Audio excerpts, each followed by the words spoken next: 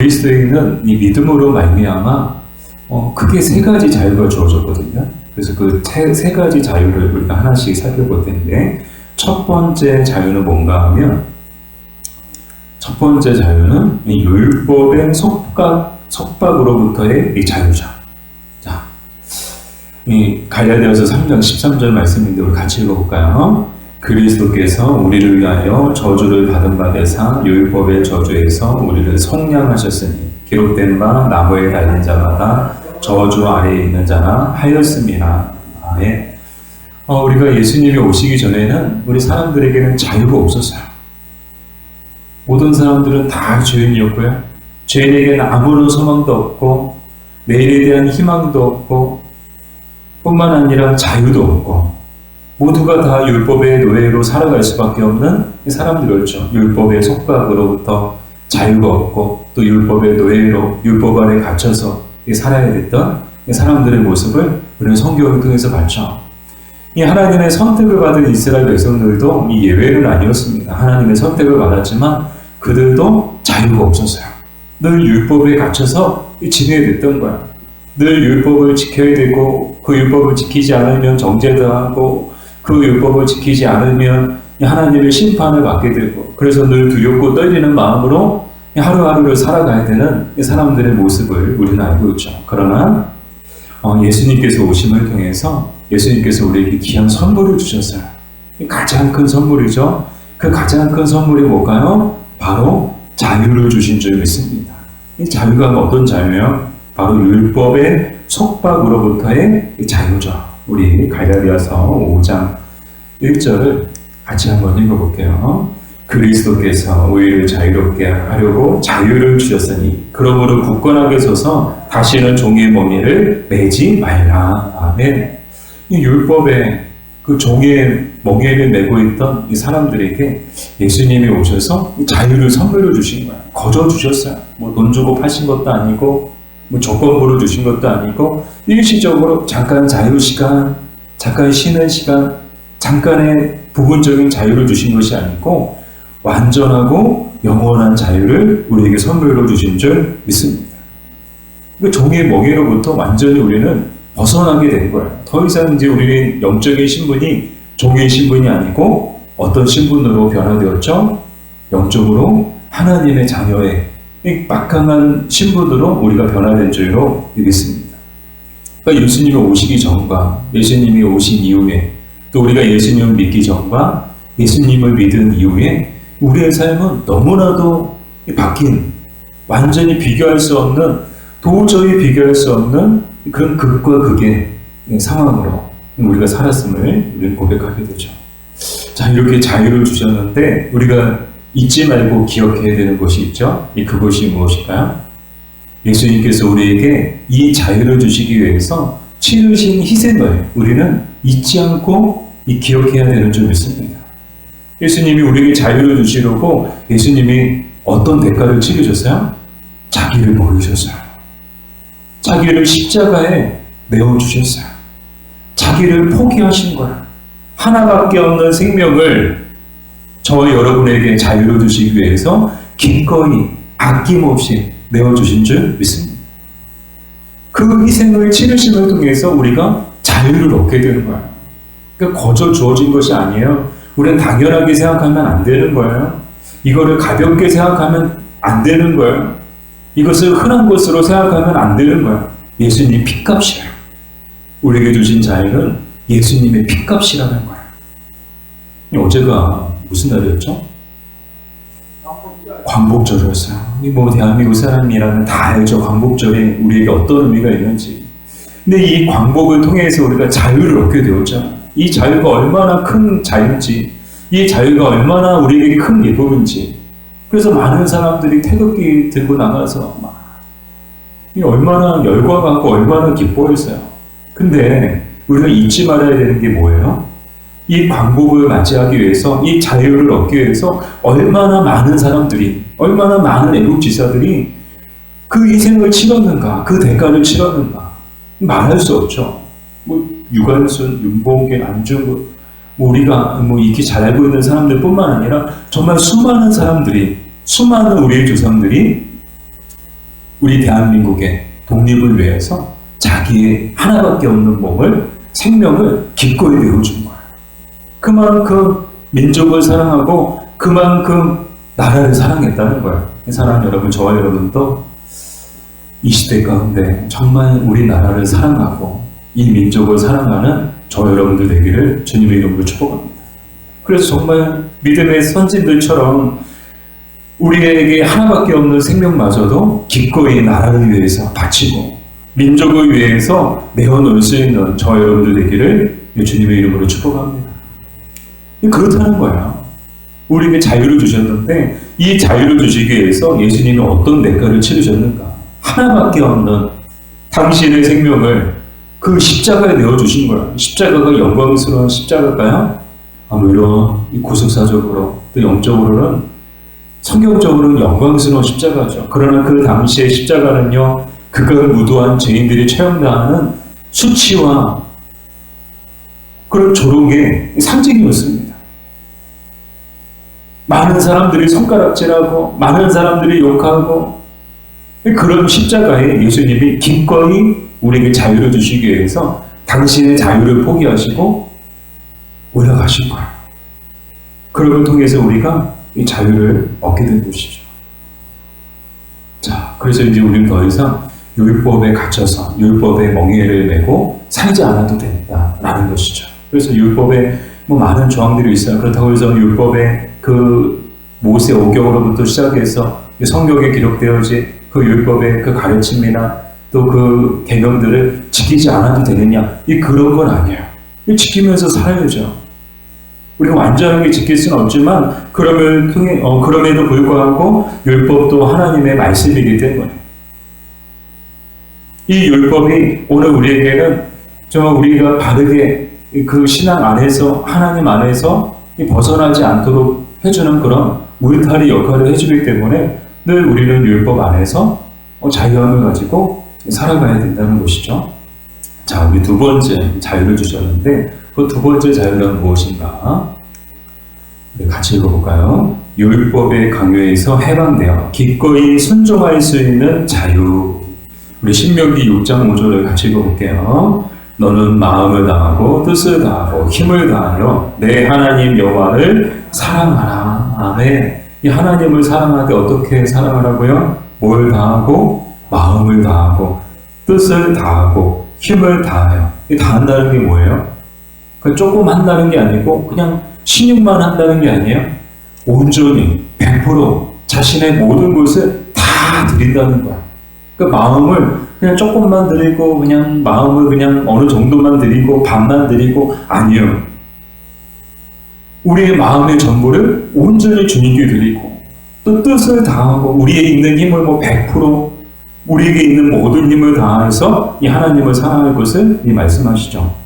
근데 여기서 우리가 중요한 게 뭔가 하면요. 이 인간과 하나님의 관계는 그리스도인에게 자유가 주어지기 전에는 어떤 관계였는가 하면요. 지극히 종교적인 관계였어요. 우리가 이제 말을 잘 이해할 필요가 있거든요. 앞으로 이제 종교적이다라고 얘기하면 여러분들은 약간 부정적인 표현이구나 라고 생각하시면 돼요. 반면 신앙적으로, 성경적으로, 영적으로 라는 표현을 제가 쓰면은 이거는 우리가 본받아야 되고 이것은 긍정적인 표현이구나 라고 생각하시면 되는 거예요. 근데 예수님께서 오심을 통해서 우리에게 자유를 주시기 이전에 우리 인간과 하나님의 관계는 아무리 언약 백성의 관계, 언약 백성과 하나님의 관계라 할지라도 그 관계는 지극히 종교적인 관계였다는 거예요. 왜요? 이 율법에 매여 있거든요. 율법에 갇혀 있거든요. 율법의 노예로 살아가고 있거든요. 그래서 그 안에서 마지못해 제사 드리고 마지못해 절기를 지키고 마지못해 제물을 드리고 그냥 억지로 하는 거예요. 억지로. 신용만 하는 거예요. 눈 가리고 아웅하는 거죠. 그냥 성전 마당만 밟고 가는 거예요. 안에 진실한 믿음은 없이 정말 하나님을 경외하는 마음은 없이 그냥 몸만 왔다 가는 거예요. 영혼 없이 제사를 드리고 영혼 없이 제물을 드리고 그냥 마지못해 안 드리면 혼날 것 같으니까 만약 하나님 앞에 이 율법의 계명을 지키지 않으면 심판을 받고 또 하나님께 벌을 받을까 봐 그 두려움 속에서 정말 마지못해서 억지로 그렇게 신앙생활하는 것을 종교생활이라고 이야기하죠. 이렇게 인간과 하나님의 관계가 이전까지는 지극히 종교적인 관계였어요. 그러나 우리에게 자유를 주심을 통해서 이제 어떤 관계로 바뀌게 되었느냐. 즉 율법의 강요에서 우리는 벗어나게 되었다는 거예요. 이 율법의 강요에서 벗어났다는 것은 어떤 의미인가 하면 이제는 그것에 매여서 뭐 율법을 지키면 하나님이 이렇게 복을 주시지만 율법을 안 지키면 하나님 앞에 벌을 받으니까 그러니까 우리가 벌 받지 않기 위해서 두려우니까 심판받으면 안 되니까 어쩔 수 없이 그렇게 하나님 앞에 순종하는 것이 아니고 정말 우리 안에 정말 자발적으로 기꺼이 순종하고자 하는 그런 거룩한 마음이 우리 안에서 일어나게 되었다는 거예요. 그것이 자유를 통해서 우리가 얻게 되는 거죠. 그 자유를 가지고 우리는 하나님 앞에 순종하고 하나님의 말씀의 뜻에 순종하며 살아갈 수 있는 것이고 이것이 가장 이상적인 신앙생활의 모습이라고 믿습니다. 오늘 우리의 믿음이 어떤 믿음이어야 되느냐. 그냥 마지못해 억지로 마치 율법주의자들처럼 안식일을 지키지 않으면 벌받고 하나님 앞에 심판을 받을까봐 두려워서 그렇게 신앙생활하는 것이 아니고 정말 그리스도인의 자유, 이 그리스도께서 우리에게 주신 자유함을 가지고 정말 하나님을 사랑하는 마음 가지고 기꺼이 자발적으로 순종하며 신앙생활을 할 수 있는 저와 여러분이 되어야 하는 줄 믿습니다. 근데 계속해서 이렇게 기꺼이 자발적으로 순종하며 하나님의 뜻에 복종하는 자들에게 하나님은 어떤 약속을 주고 계시느냐? 말라기 3장 17절 말씀이죠. 우리 같이 읽어볼게요. 만군의 여호와가 이르노라. 나는 내가 정한 날에 그들을 나의 특별한 소유로 삼을 것이요 또 사람이 자기를 섬기는 이들을 아낌같이 내가 그들을 아끼리니. 아멘. 그들이 누구예요? 그냥 마지못해 억지로 신앙생활하는 사람들이 아니고 그렇게 종교생활하는 자들이 아니고 정말 마음을 다하고 뜻을 다하고 힘을 다하며 신앙생활하는 사람들. 누가 시키지 않고 어떤 부담감에서 어떤 의무감에서 하는 것이 아니고 정말 기꺼이 자발적으로 하나님 앞에 신앙생활하는 사람들. 그 사람들에게 어떤 약속이 주어지느냐? 나의 특별한 소유로 삼을 것이다 라고 말씀하시죠. 첫 번째는 하나님의 특별한 소유로 삼아주신다는 거예요. 이 하나님의 특별한 소유라는 이 단어가 히브리어로 세고이라라고 하거든요. 이 세고이라라는 이 말의 뜻이 무엇인가 하면 매우 소중한 것을 금고 안에 넣고 잠금장치를 해놓는다라는 뜻을 갖고 있어요. 즉 나의 특별한 소유로 삼는다는 것은 정말 하나님이 특별히 아끼시는 재산처럼 하나님이 특별히 아끼시는 보물처럼 정말 소중한 곳에다가 간직해 두신다는 거야. 누구도 함부로 건드리지 못하고 누구도 찾지 못하는 정말 은밀하고 안전한 곳에다가 이 하나님이 이 보호해 두신다는 거예요. 그런 존재로 삼아주신다는 거예요. 어떤 사람들이요? 기꺼이 자발적으로 순종하고 복종하는 사람들. 하나님을 사랑하되 마음을 다하고 뜻을 다하고 힘을 다하여 하나님을 사랑하는 자들을 이렇게 아껴주신다는 거예요. 제가 예전에 그 은행에서 처음 경찰을 했었다고 말씀을 드렸잖아요. 제가 국민은행 여의도 본점에서 개인 영업부에서 처음 경찰 근무를 했었거든요. 거기 여의도 본점 밑에 가면 대여 금고라고 엄청 커요. 우리 교회보다 커요. 대여 금고가 또 따로 있어요, 지하에. 거기는 아무나 못 들어가요. 그 대여 금고에 거래하고 있는 사람들만 들어갈 수 있어요. 거기도 직원이 지키고 있고 또 청원 경찰이 지키고 있죠. 그래서 저도 이제 교대로 1시간씩 위에 있다가 또 밑에 금고에 있다가 이렇게 왔다 갔다 하면서 교대 근무를 했거든요. 이 대여 금고를 다 CCTV가 지키고 있죠. 청원 경찰이 지키고 있죠. 직원이 지키고 있죠. 근데 이 대여 금고도 그냥 내가 키 있다고 마음대로 열 수 있는 게 아니에요. 직원을 같이 열어야 돼요. 열쇠가 2개예요.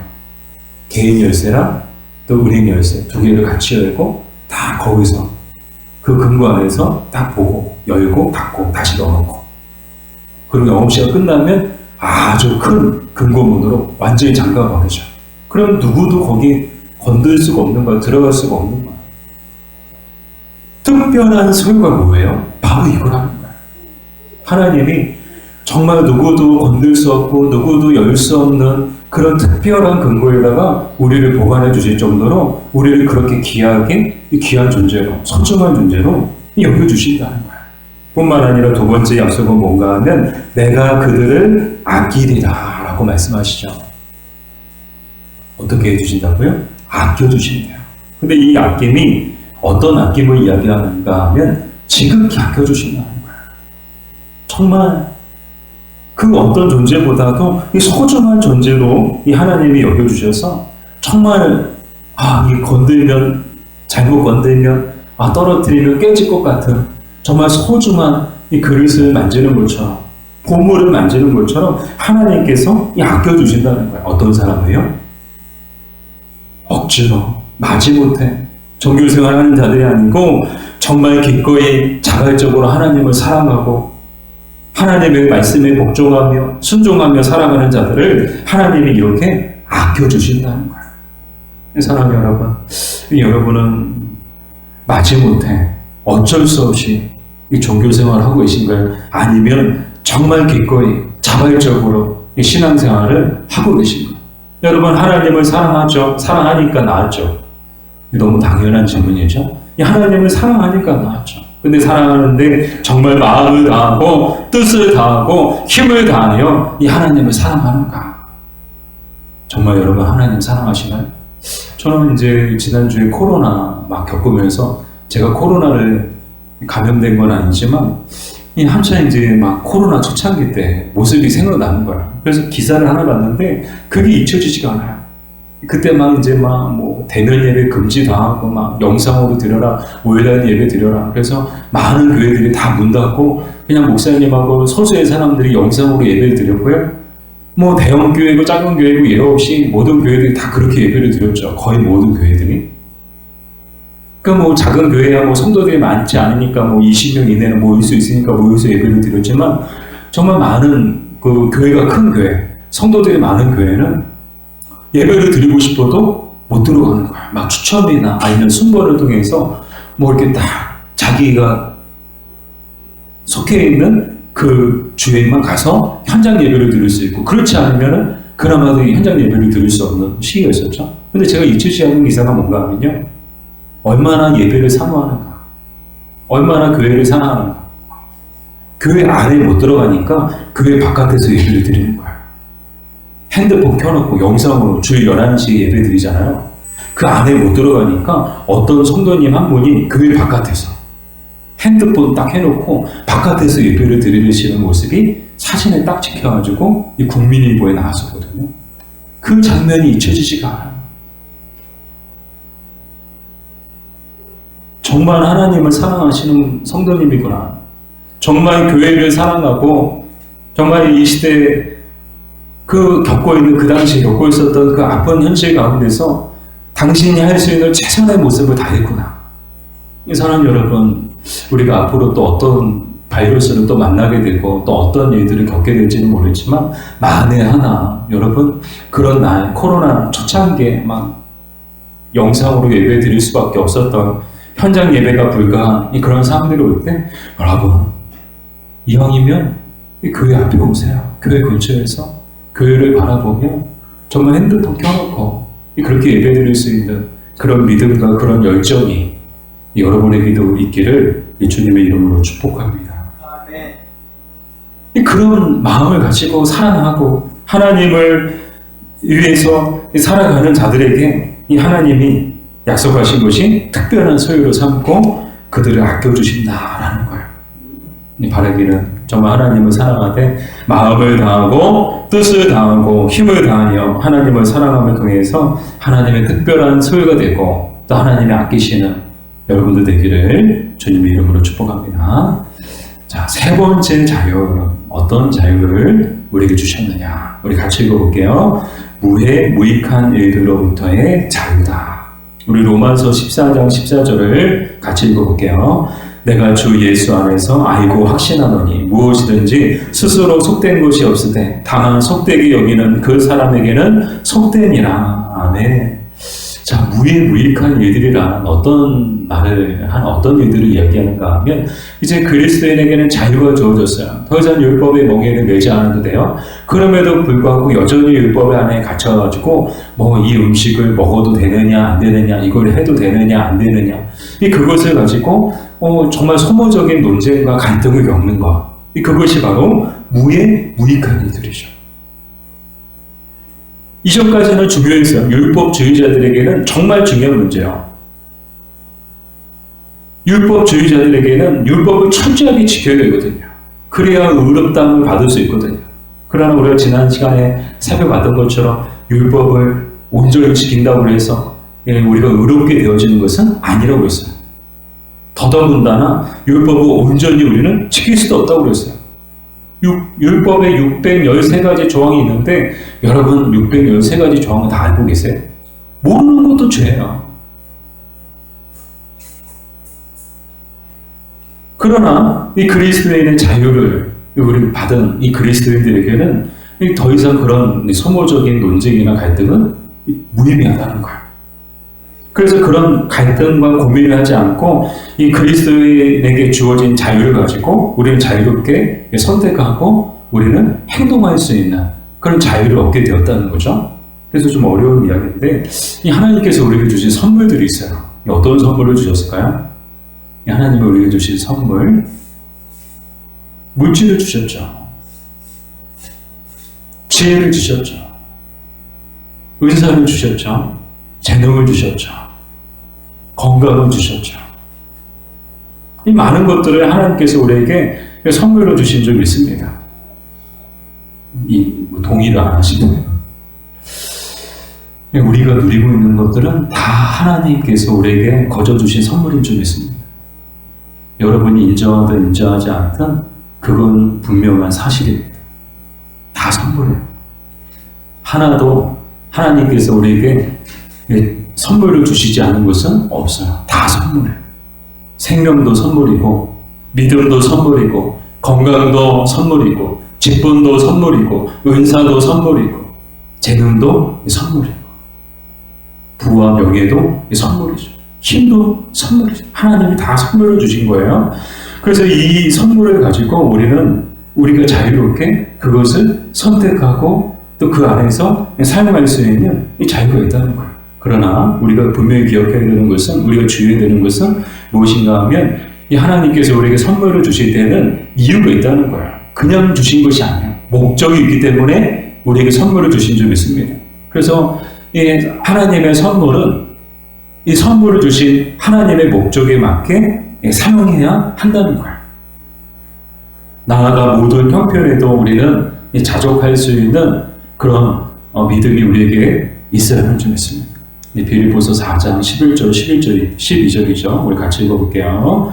내가 궁핍함으로 말하는 것이 아니니라. 어떠한 형편이든지 나는 자족하기를 배웠노니 나는 비천에 처할 줄도 알고 풍부에 처할 줄도 알아. 모든 일 곧 배부름과 배고픔과 풍부와 궁핍에도 처할 줄 아는 일체의 비결을 배웠노라. 아멘. 어떠한 형편이든지 하나님의 선물을 이만큼 넘치도록 부어주셨든지 아니면 하나님의 선물 너한테 너무 조금 주신 건 아니에요? 누구한테는 엄청 주시면서 왜 나한테는 이거밖에 안 주세요? 그거를 떠나서 하나님이 주신 것에, 하나님이 주신 선물에 자족하며 살아가는 것이 우리에게 필요한 줄 믿습니다. 이 자족할 수 있는 자유예요. 이 그리스도인의 자유, 하나님께서 우리에게 주신 그리스도로 말미암아 우리에게 주신 자유는 모든 형편에서도 자족할 수 있는 자유라는 거예요. 근데 세상을 보세요. 자유가 없어요. 많이 가지면요, 아직 아니겠어. 사람들은 거기서 그 욕심이 끝나지 않아요. 더 많은 것을, 더 큰 것을 더 얻으려고, 소유하려고 몸부림치고요. 가지지 못한 자들은 그 가지지 못한 것에 대해서 세상을 원망하고 사람들을 원망하고 탐욕에 사로잡혀, 여전히 똑같은 탐욕에 사로잡혀 살아가는 사람들의 모습을 보게 되죠. 그러나 그리스도인의 자유를 얻은 사람들은 어떠한 형편이든지 그 안에서 자유할 수 있다는 것, 그 안에서 평안함을 느끼고 그 안에서 감사함을 느끼고 살아갈 수 있다는 거예요. 여러분 생각해 보세요. 자꾸 남들하고 비교하지 마세요. 그 사람은 그 사람이고 나는 나인 거예요. 그 사람은 그 사람이고 여러분은 여러분인 거예요. 아, 누구는 이렇게 많이 줬는데 나는 왜 이거밖에 안 주지? 이 목사들도 똑같거든요. 뭐 어떤 교회는 와 엄청 크게 부흥하고 막 1년 사이 뭐 10배, 100배로 부흥하는데 뭐 우리 교회는 왜 부흥 안 하지? 아, 저 어떤 목사님에게는 정말 탁월한 능력을 주셨는데 왜 나에게는 그런 탁월한 능력을 안 주시지? 근데 비교하고 막 그러면요 전혀 행복하지가 않아요. 기쁨이 없어요. 마음에 평안이 없어요. 마치 실패한 것 같고 마치 하나님께 버림받은 것 같고 그런 생각들이 막 순간순간 막 들어오죠.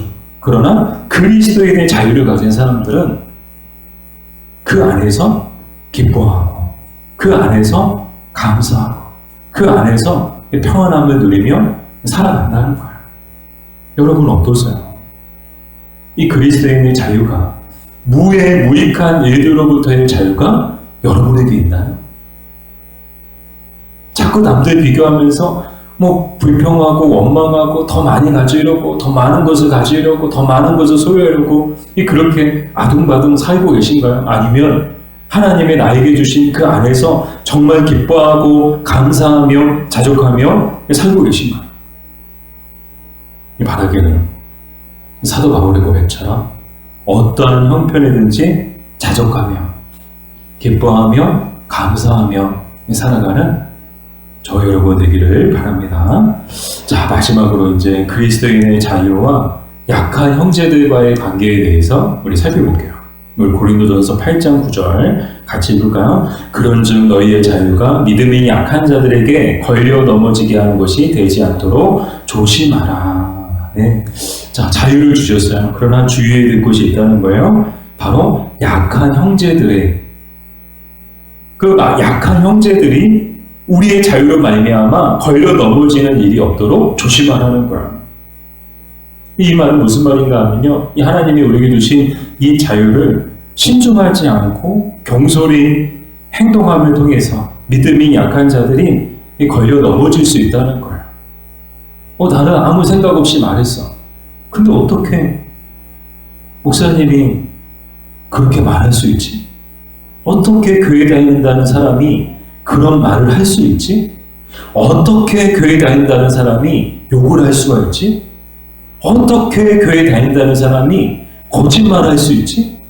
어떻게 교회 다닌다는 사람이 저렇게 믿지 않는 사람들처럼 똑같이 행동할 수 있지? 그거라는 거예요. 그거라는 거. 그게 우리는 뭐 욕할 수도 있어요. 교회 다니면서도 정말 아직 성화되지 못했기 때문에 계속 우리는 성화의 삶을 살기 때문에 때로는 짜증내고 때로는 원망하고 때로는 불평하고 때로는 욕하고 때로는 손가락질 할 수 있어요. 그러나 그것이 믿음이 약한 형제들에게 걸림돌이 되어서는 안 된다는 거예요. 이 말은 뭘 말하는가 하면 항상 믿음이 약한 자들이 우리 주변에 있다는 것을 의식하고 살아가야 된다는 거예요. 말 조심하고 행동을 조심해야 된다는 거예요. 오늘 이 내용을 보면서 고린도 교회는 어떤 문제들이 있었는가 하면 참 많은 문제들이 있었죠. 대표적인 문제가 이 본문과 관련해서 우리가 살펴볼 수 있는 문제가 이 우상에게 바쳐진 재물의 문제가 있었어요. 그러니까 우상에 바쳐진 고기, 시장에서 파는 고기 먹어도 되냐 안 되느냐. 근데 바울은 얘기하죠. 먹을 수 있는 자유가 우리에게 있다. 먹고 안 먹고 그건 중요하지 않다. 먹을 수 있는 자유가 있지만 그 자유가 믿음이 약한 형제들에게 걸림돌이 되어서는 안 된다.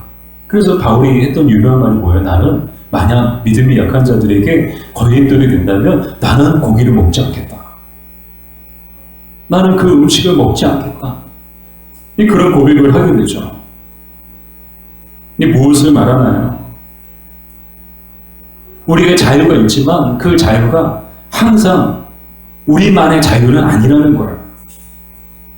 우리 주변에 있는 사람들의 또 믿음의 공동체 안에서 그것이 그 자유가 바르게 사용되어질 때, 합당하게 사용되어질 때 비로소 빛나고 하나님의 영광이 나타나는 줄 믿습니다. 우리 고린도전서 10장 23절, 24절 같이 읽을게요. 모든 것이 가하나 모든 것이 유익한 것은 아니요. 모든 것이 가하나 모든 것이 덕을 세우는 것은 아니니 누구든지 자기의 유익을 구하지 말고 남의 유익을 구하라. 아멘. 이 바울이 총 정리를 해줘요. 우리에게 자유가 있어요. 그 자유를 가지고 어떻게 우리는 살아야 되는가. 크게 세 가지 원칙을 딱 제시해 주죠. 첫 번째는 뭔가 하면 남의 유익을 구하라는 거예요.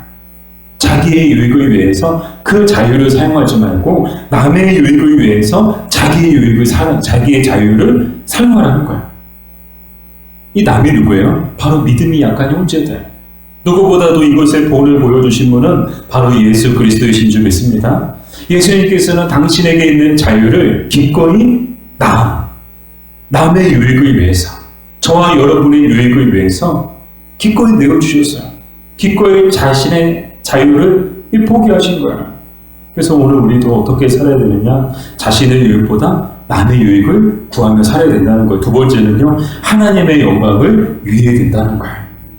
그 자유가 사용하는데 누구의 영광을 위한 것이냐? 하나님의 영광, 자기 영광이 아니고 하나님의 영광을 위하여 그 자유를 사용해야 된다는 거예요. 마지막으로 세 번째 원칙은 교회의 덕을 세워야 된다고 이야기해주고 있죠. 이 하나님이 주신 그리스도인의 자유를 가지고 이 교회의 덕을 세우는 일에 사용할 때 그것이 온전한 자유, 정말 합당한 자유의 사용이 예가 되는 것을 우리 가르쳐주고 있죠. 이런 가르침은 우리 모두에게도 필요한 점 있습니다. 우리도 이 가르침에 따라서 살아가는 거예요. 이 가르침의 원칙을 늘 제시하면서 말을 하더라도 행동을 하더라도 어떠한 문제에 있어서도 이 세 가지 원칙을 갖다 대면요 답은 쉽게 나오게 되었어요. 술을 먹어도 되냐? 그리스도인들이 술을 먹어도 되냐? 안 되느냐? 그걸 가지고 여전히 이제 이야기하는 분들이 있어요. 그런데 이 세 가지를 생각해 보면 우리는 답을 쉽게 얻을 수 있죠. 부동산 투기를 해도 되냐? 안 되냐? 사치와 낭비의 삶을 살아도 되냐? 안 되냐? 이 세 가지 원칙을 갖다 대면요 답은 쉽게 나오게 되어 있는 거예요.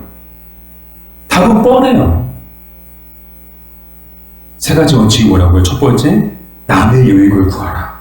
두 번째, 하나님의 영광을 위하라. 세 번째, 교회의 덕을 세우라. 공동체의 덕을 세우라는 거예요. 사치와 허영의 삶을 살아간다면 그것이 교회 공동체의 덕이 될까요? 저는 그래요. 부탁드리고 싶어요. 교회 오실 때 최대한 단정하고 검소하게 하고 오세요. 여러분들에게 얼마나 호화스럽고 사치스러운 그런 것들이 있는지는 잘 모르겠어요. 그러나 교회는 그런 것들을 자랑하고 그런 것들을 드러내는 곳이 되어서는 안 돼요. 왜요? 교회는요, 정말 그런 것들을 충분히 갖고 다니실 수도 있고, 그런 것들을 입고 다니실 수 있는 분도 있지만, 교회 안에는 정말 가난한 삶을 살아가는 분들도 있다는 것을 기억해야 돼요. 그들은 남이 아니에요. 우리 가족이에요. 이거 같은 형제고 자매예요. 근데 그 안에서 나 이거 들었다, 나 이거 입었다, 나 이게 얼마짜리인 줄 알아, 이게 얼마짜리인 줄 알아. 여러분들에게 그런 능력이 있다 하더라도 교회에 오실 때는 한번 생각해 보는 거예요. 이게 공동체의 덕이 되느냐 안 되느냐, 우리 교회에 덕이 되느냐 안 되느냐, 나의 이 말, 나의 이 행동, 이것이 공동체의 덕이 되느냐, 덕이 되지 않느냐, 남의 유익을 위한 것이냐, 자기의 유익을 위한 것이냐, 그것을 생각해보면 이 답은 너무나도 쉽게 우리가 얻을 수 있죠. 사랑하는 여러분, 이 하나님께서 우리에게 자유를 주신 것은 우리가 중심으로 하나님과 화목한 다음에 사람들과도 화목하게 살게 하시려고 우리에게 자유를 주신 줄 믿습니다. 그러니까 이 자유는 결국은 나를 위한 자유지만 나만을 위한 자유는 아니라는 거예요. 위로는 하나님과의 화목한 관계. 전에는 억지로 마지못해 의무감에서 두려움에서 신앙생활을 했어요. 그러나 자유를 주심을 통해서 정말 진실된 마음으로 하나님 앞에 사랑하고 섬기며 신앙생활할 수 있게 되었죠. 이렇게 하나님과의 관계에 있어서 화목해 되는 자유를 주셨을 뿐만 아니라 다른 사람들과도 화목해 하라고, 화목한 삶을 살아가라고 우리에게 자유를 주신 줄 믿습니다. 우리에게 주신 자유를 바르게 사용함을 통해서 정말 하나님의 특별한 소유가 되고 하나님께서 아끼시는 저 여러분들 되기를, 우리 교회가 되기를 주님의 이름으로 축복합니다.